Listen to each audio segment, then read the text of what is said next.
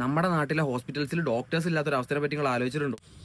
Hi, ഇന്നലെ താമരശ്ശേരി താലൂക്ക് ഹോസ്പിറ്റലിലെ ഒരു ഡോക്ടറിനെ ഒരാൾ വെട്ടിയിട്ടുള്ളത് അമീബിക് മസ്തിഷ്ക ജ്വരം ബാധിച്ച് മരിച്ചിട്ടുള്ള കുട്ടിയുടെ അച്ഛനാണെന്ന് പറയുന്നു. അപ്പോൾ ആ ഒരു വാർത്ത വന്നപ്പോൾ വാർത്തയുടെ കമന്റ് ബോക്സിൽ ഒരുപാട് പേര് ഈ ഡോക്ടറിനെ വെട്ടിയതിനെ സപ്പോർട്ട് ചെയ്യുന്നതായിട്ട് കണ്ടിട്ടുണ്ട്. ഞാൻ നിങ്ങൾക്ക് വേണ്ടിയിട്ട് ഒന്ന് ക്ലിയർ ചെയ്യാൻ പറയാണ്.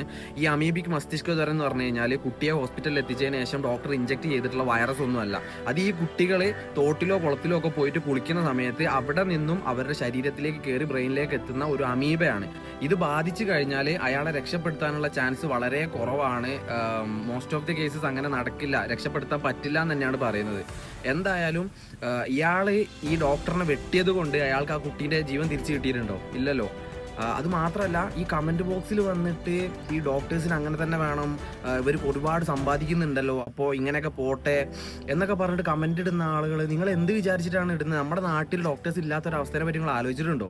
ഓൾറെഡി നമ്മുടെ നാട്ടിൽ നിൽക്കാൻ ഡോക്ടേഴ്സിന് താല്പര്യമില്ല. കാരണം എന്താ വെച്ച് കഴിഞ്ഞാൽ ഇവിടെ പേയ്മെന്റ് ഭയങ്കര കുറവാണ്. അതുപോലെ തന്നെ ഈ നാട്ടുകാരുടെ മെന്റാലിറ്റി ഇപ്പോൾ ഇങ്ങനെ ഡോക്ടേഴ്സിനെതിരെ തിരിഞ്ഞുകൊണ്ടിരിക്കുകയാണ്.